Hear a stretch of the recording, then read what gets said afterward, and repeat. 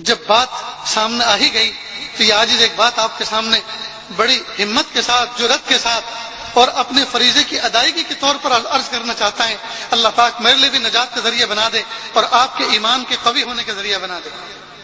جس زمانے میں ہمارے اس پیارے وطن کے دو ٹکڑے ہوئے، کچھ لوگ پڑوس میں جا کے بس گئے، کچھ لوگ یہیں رہے، اور جس زمانے میں یہ پارٹیشن وجود میں آیا تو لوگوں کے دل ٹوٹے ہوئے تھے، ادھر سے ہجرت کر کے لوگ ادھر جا رہے تھے، ادھر سے ہجرت کر کے لوگ ادھر آ رہے تھے۔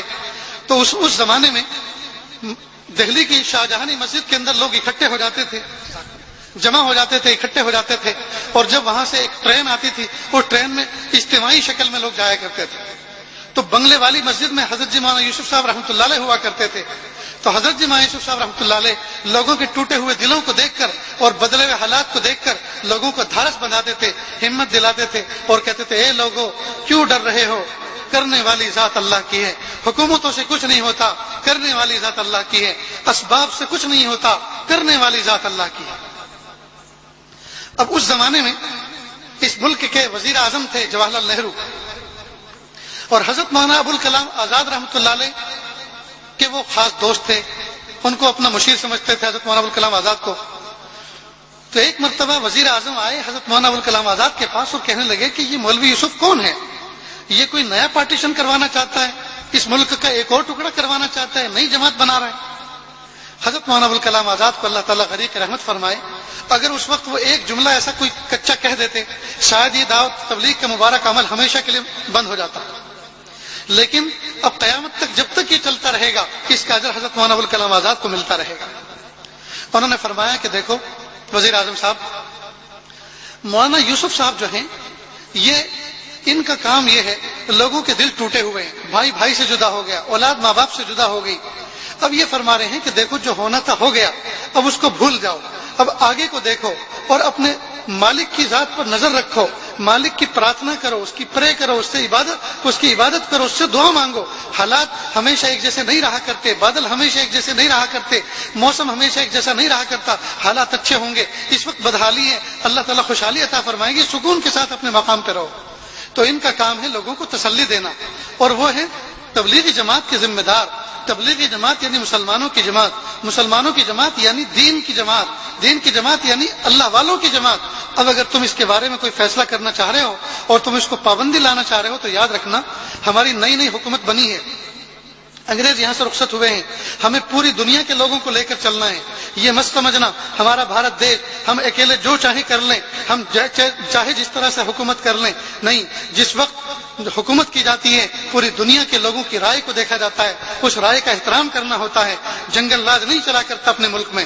اس طرح کے مفہوم تھا، اس طرح کی بات وزیر اعظم کو حضرت مولانا ابوالکلام آزاد نے اس زمانے فرمائی۔ خیر وہ چلے گئے، لیکن ہر دو تین دن کے بعد چونکہ انٹیلیجنس کے جو لوگ ہوتے ہیں انہیں چونکہ اپنے عہدوں کو برقرار رکھنا ہوتا ہے، اپنی ڈیوٹیوں کو باقی رکھنا ہوتا ہے، تو ایک میں دو باتیں ملا کے مرچ مسالے ملا کر انہیں بات پہنچانی ہوتی ہے۔ چنانچہ وہ وزیر اعظم تک یہ بات پہنچتی رہی۔ اللہ کی شان، ایک مرتبہ حضرت مولانا ابوالکلام آزاد رحمۃ اللہ علیہ نے حضرت جی مولانا یوسف صاحب کو اپنے پاس بلایا کہ حضرت میں بہت بیمار ہوں، کیا پتہ میری وفات ہو جائے، ایک بات میرے دل میں رہ جائے گی، اس لیے میں چاہتا ہوں کہ آپ سے کہہ دوں، آپ اگر تشریف لائے، آنا تو مجھے چاہیے تھا لیکن بیمار ہوں، آپ اگر تشریف لائیں تو مجھ پر عنایت ہوگی۔ چنانچہ حضرت اپنے خادم کے ساتھ تشریف لائے۔ حضرت مولانا ابوالکلام آزاد نے اپنے خط سے ذکر کیے کہ حضرت آپ جو کام امت میں اس وقت کر رہے ہیں یہ بہت عظیم کام ہے، لوگوں کی دھارس بندھا رہے ہیں، ہمت دلا رہے ہیں، اجتماعیت پیدا کر رہے ہیں، یہ بہت مبارک کام ہے، لیکن حضرت آپ جو کچھ بیان فرماتے ہیں وہ اس میں چند جملے ایسے ہوتے ہیں جس کی وجہ سے موجودہ حکومت اس سے کچھ الگ مطلب مراد لیتی ہے، اس کے مطلب اور مفہوم کو بدلتی ہے، تو کہیں ایسا نہ ہو خدا نہ خواستہ آپ کو کوئی تکلیف ہو جائے تو ہم سب کے دل دکھیں گے، لہٰذا آپ ذرا اپنے بیان میں تھوڑی نرمی پیدا فرما لیں۔ بس یہ سننا تھا۔ حضرت جی مولانا یوسف صاحب رحمۃ اللہ علیہ نے اللہ تعالیٰ کی ذات پر بھروسے، اعتماد اور توکل پر 1.5 گھنٹے تک تقریر فرمائی۔ حضرت مولانا ابوالکلام آزاد رحمۃ اللہ نے فرمایا، اچھا حضرت میں نے آپ کو تکلیف دی، معاف فرمائیں، آپ جیسا چاہیں ویسا کرتے رہیں۔ اور جب حضرت اٹھ کے چلے تو مولانا ابوالکلام آزاد رحمۃ اللہ علیہ کے یہ کامنٹس تھے، یہ شخص توکل اور للہیت کے اس مقام پر فائز ہے کہ ساری دنیا جہان کی حکومتیں مل کر بھی اس کا کچھ نہیں بگاڑ سکتی۔ اللہ کی شان، حضرت جی مولانا یوسف صاحب رحمۃ اللہ اوپر سے نیچے اتر رہے تھے اور اس وقت کے وزیر اعظم جواہر لال نہرو نیچے سے اوپر سیڑھی پر چڑھ رہے تھے اور دونوں ایک دوسرے کو پہچانتے نہیں تھے. حضرت گاڑی میں بیٹھے اور بنگلے والی مسجد کے لیے روانہ ہو گئے. وزیر اعظم صاحب حضرت مولانا ابوالکلام آزاد کے پاس آئے اور فرمانے لگے کہ یہ شخص آپ کے پاس سے نکل کر کون گیا؟ کہ یہ وہی تو مولوی یوسف ہیں جن کے بارے میں آپ ہمیشہ پریشان رہتے ہیں, جن کے بارے میں آپ خبر لے کے میرے پاس آتے ہیں. کہ اچھا یہ وہی تھے؟ کہ ہاں ہاں وہی تھے. کیوں, کچھ بات تو نہیں ہوئی؟ کچھ انہوں نے آپ سے کہا؟ کہ نہیں, کہا تو کچھ بھی نہیں. وہ اوپر سے نیچے جا رہے تھے, میں نیچے سے اوپر جا رہا تھا, انہوں نے مجھے دیکھا, میں نے ان کو دیکھا, تو مجھے اپنے دل میں ایسا محسوس ہوا کہ اس شخص کی نظر میں میری حیثیت کتے اور بلی کے برابر بھی نہیں.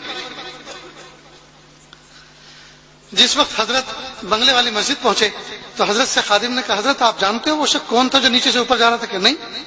کہ وہی تو جواہر لال نہرو وزیر اعظم تھے.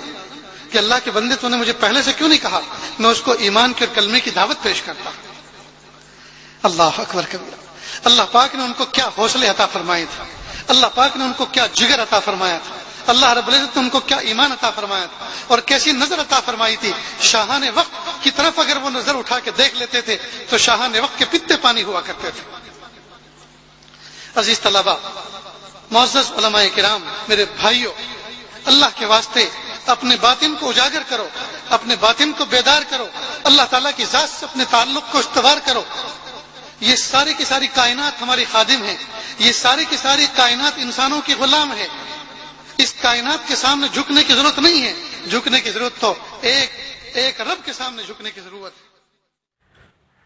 دوستو, امید ہے کہ اس بیان سے آپ کو کچھ نہ سیکھنے کو ملا ہوگا. ملتے ہیں ایک نئے بیان کے ساتھ, تب تک کے لیے اجازت دیجیے. اللہ حافظ.